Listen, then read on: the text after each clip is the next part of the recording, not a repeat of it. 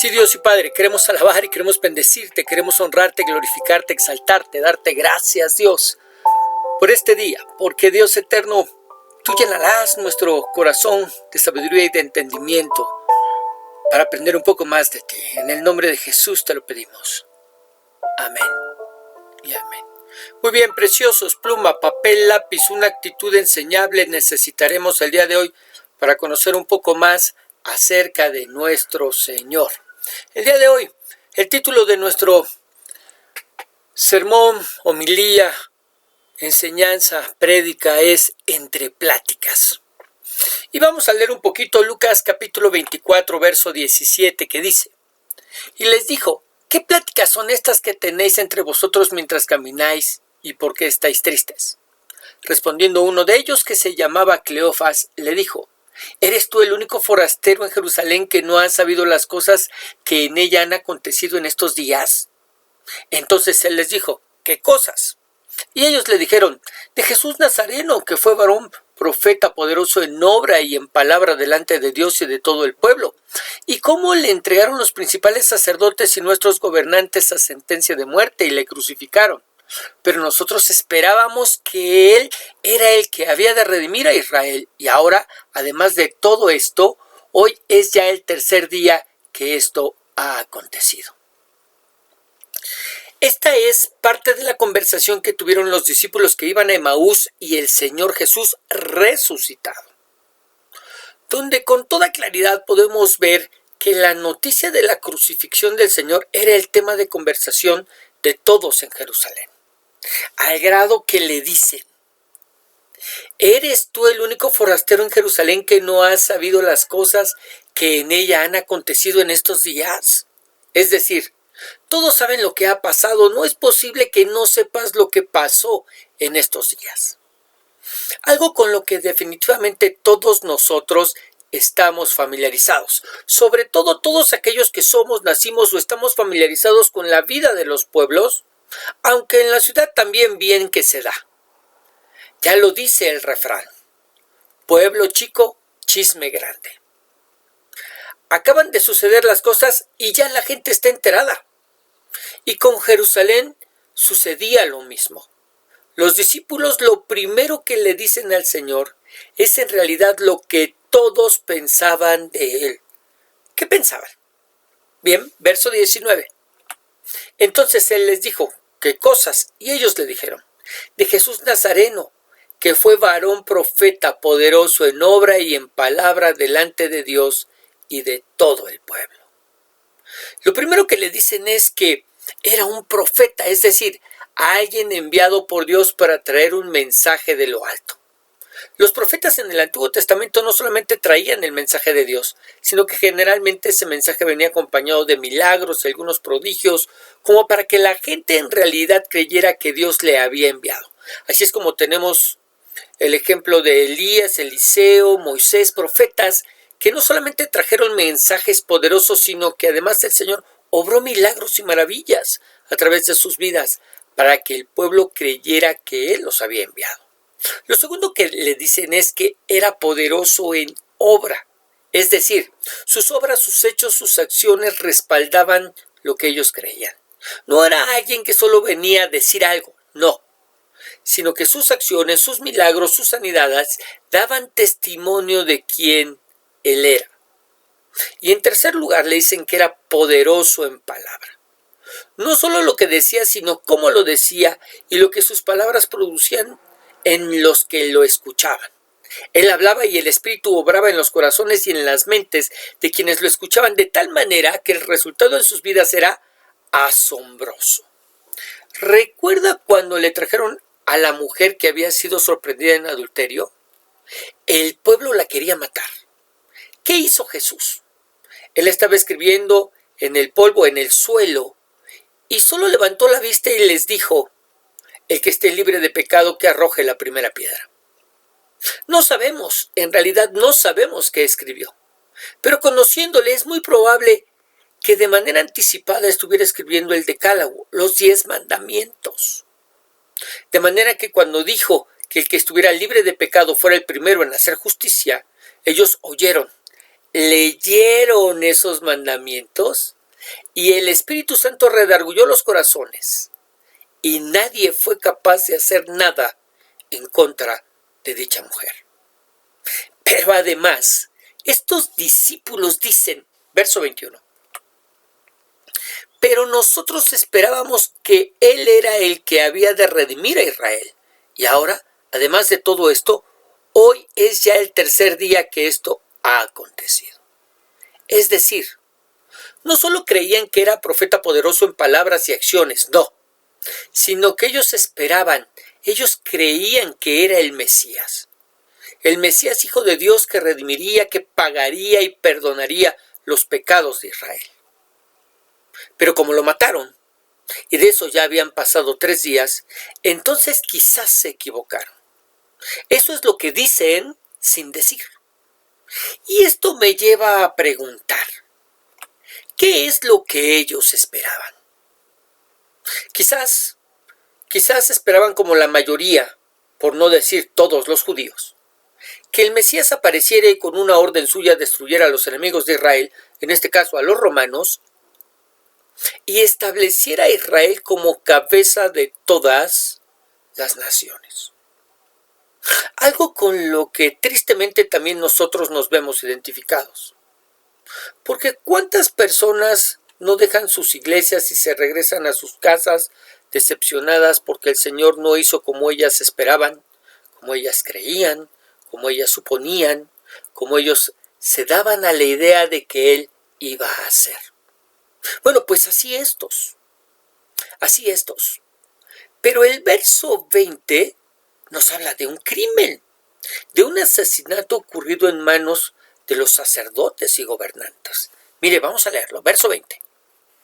Y cómo le entregaron los principales sacerdotes y nuestros gobernantes a sentencia de muerte y le crucificaron. Un hombre justo, profeta poderoso en palabras y obras, que además se había ganado el que la gente creyera que Él era el Mesías. Eso nos habla de la clase de persona que era, de la calidad de ser humano que era para que la gente pensara que Él era el Mesías. Al que los sacerdotes y gobernantes matan de manera injusta. No lo dice porque no lo dice, pero en el contexto se entiende. Así que lo matan de manera injusta y nadie hace nada.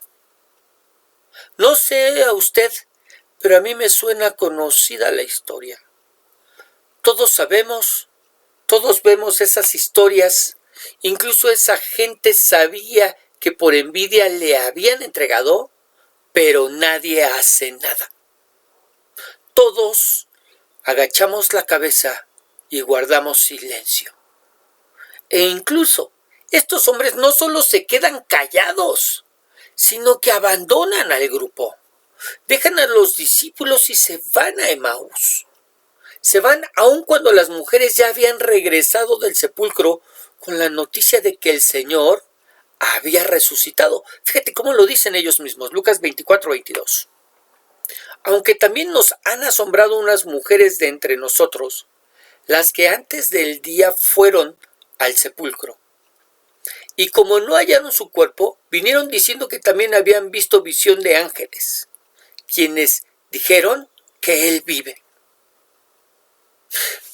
Pero a pesar de tener este testimonio de esas mujeres que se levantaron muy de madrugada cuando aún todavía no salía el sol y fueron a buscar al Señor Jesús en el sepulcro y no hallaron su cuerpo y tuvieron efectivamente esa visión de ángeles que les dijeron que el Señor vivía, ellos no les creyeron.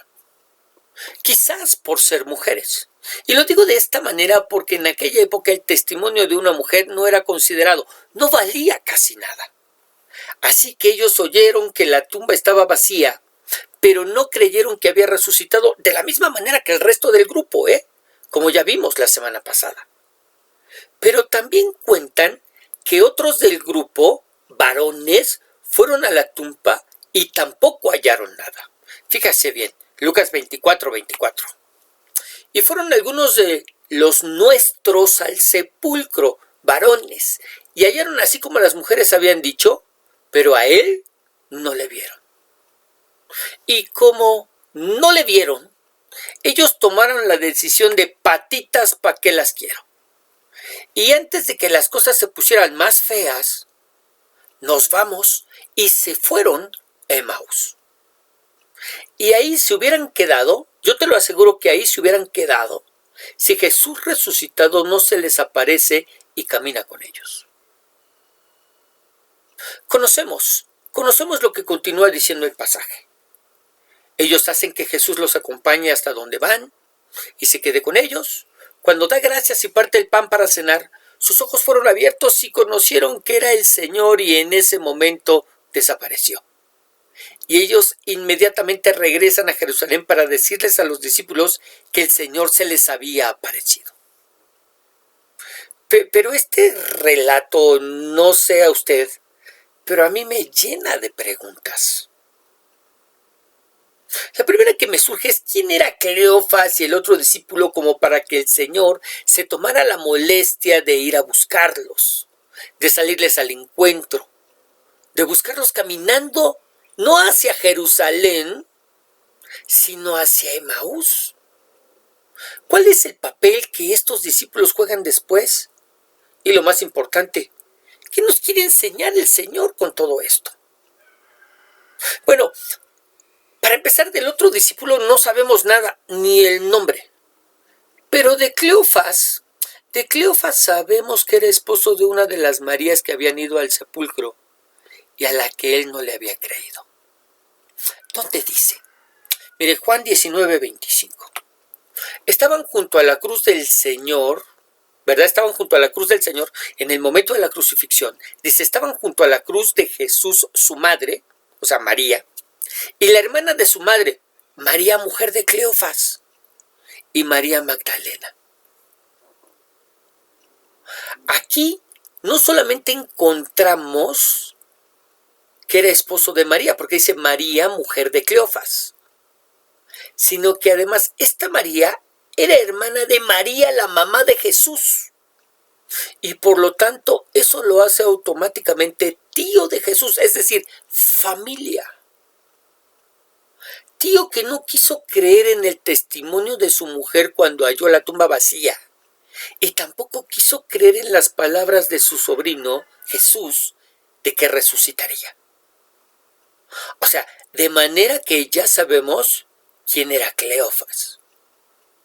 Lo segundo que sabemos es que después de su encuentro con el resucitado, regresó a Jerusalén para dar testimonio de la resurrección del Señor.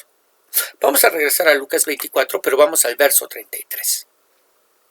Y levantándose en la misma hora, es decir, el Señor ya se había revelado a ellos, y levantándose en la misma hora, volvieron a Jerusalén y hallaron a los 11 reunidos y a los que estaban con ellos, que decían: ha resucitado el Señor verdaderamente y ha aparecido a Simón. Entonces ellos contaban las cosas que les habían acontecido en el camino y cómo le habían reconocido al partir el pan. Algo que debió ser importante para los discípulos, porque ellos fueron testigos del abandono de Cleofas, de cómo se fue sin creer en el testimonio de su mujer, de la que no sabemos si se fue con él o también la dejó abandonada, que es lo más probable, y cómo su encuentro con el Señor lo hace regresar a mitad de la noche para dar testimonio de él, de su resurrección. Así que también sabemos qué papel jugaron. Fueron testigos. Fueron testigos. Ahora, y lo más importante, ¿qué aprendemos de todo esto? Bueno, lo primero es que ninguno de los suyos, de los que le siguieron, aquellos que le fueron dados por el Padre, se pierden. Que se cumple la oración levantada en Getsemaní cuando ora en Juan 17:12. Durante el tiempo que estuve aquí, los protegí con el poder del nombre que me diste. Los cuidé para que ni uno solo se perdiera, excepto el que va camino a la destrucción, como predijeron las Escrituras. Es decir, lo primero que aprendemos es que ninguno de los suyos, de los que fuimos escogidos desde antes de la fundación del mundo para ser de él, se perdieron. Incluyendo a estos que partieron a Emaús. Y lo segundo es que el Señor guarda a los de su familia. Alcanza a Cleofas, su tío, en el camino de Emaús y lo hace regresar. Se convierten también aquellos que fueron sus medios hermanos en la carne, hijos de José, aquellos que creían que estaba loco. Ahora, no solo se convierten, no solamente creen en él, después de haber creído y testificado y dicho que estaba loco, una vez que el Señor hubo resucitado, estos se convierten. Pero no solamente se convierten, no solamente creen en él, sino que hasta le sirven. ¿Cómo lo sabemos? Bueno, relato del apóstol Pablo, carta escrita a los Gálatas capítulo 1 verso 18 y dice: después, pasados 3 años, subí a Jerusalén para ver a Pedro y permanecí con él 15 días, pero no vi a ningún otro de los apóstoles, es decir, no vio a ninguno otro de los 11, sino solamente a Pedro, y dice, sino a Jacobo, el hermano del Señor. Y sabemos que hay un Jacobo entre los hermanos del Señor, ¿verdad? Ahora, querido, estas son excelentes noticias para nosotros.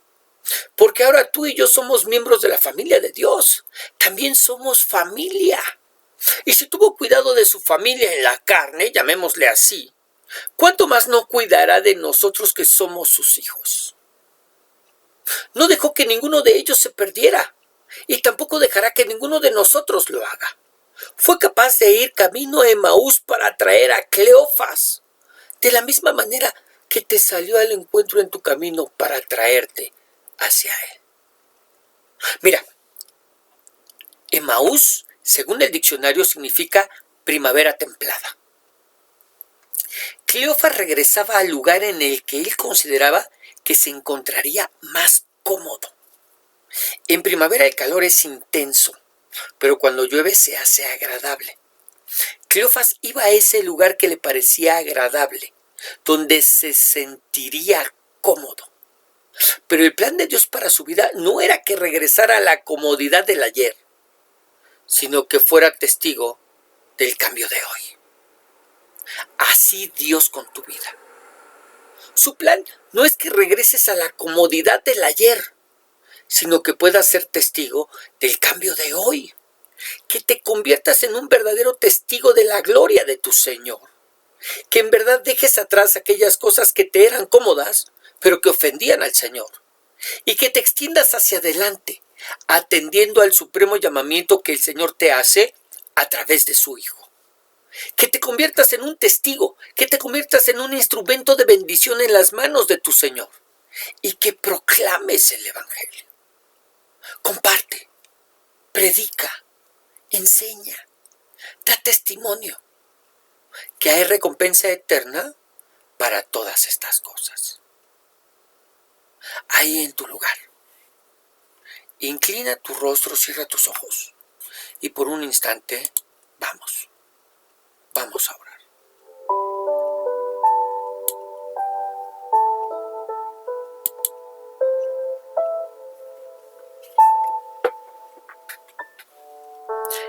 Señor, cuando miramos estas cosas, cuando miramos, Dios eterno, cómo te tomas molestias por nosotros, por los que somos de tu familia, la familia de la fe, los que ahora formamos parte de la familia de Dios. Fuiste capaz de ir detrás de Cleofas y el otro discípulo. Aun cuando fueron incrédulos, él no creyó al testimonio de su mujer y tampoco al testimonio que diste cuando estuviste en medio de nosotros. Reconocí en ti todas esas virtudes, pero no tuvo esa fe suficiente y sin embargo tú no permitiste que se perdiera. Dios, cuán grande es tu misericordia y tu bondad, y cómo se extiende tu mano preciosa y nos sigue alcanzando.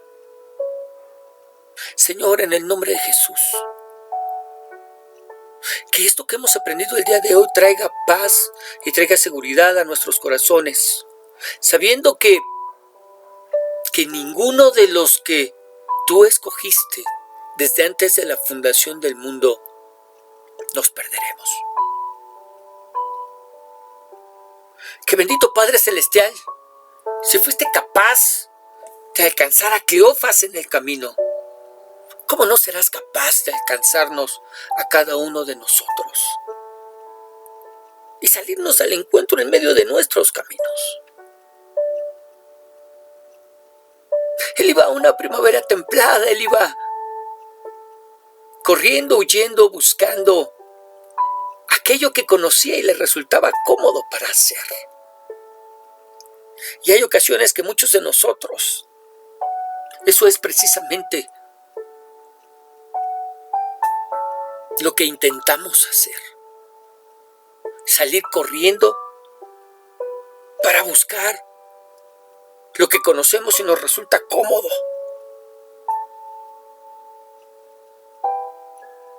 Aunque te ofenda.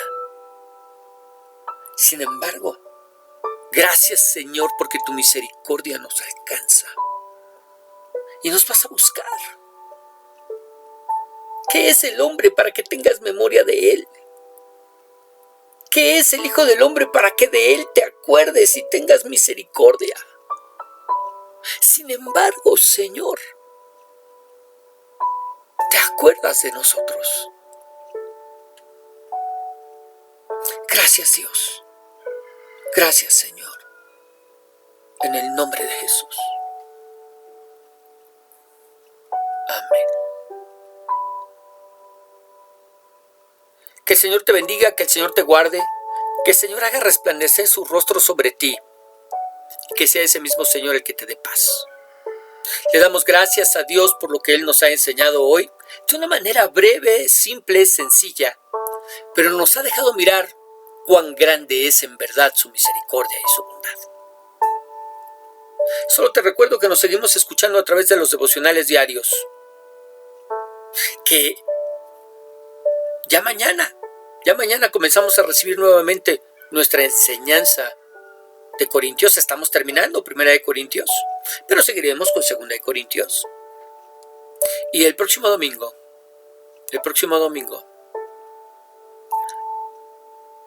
tenemos una cita para aprender un poco más de nuestro Señor. Bendiciones.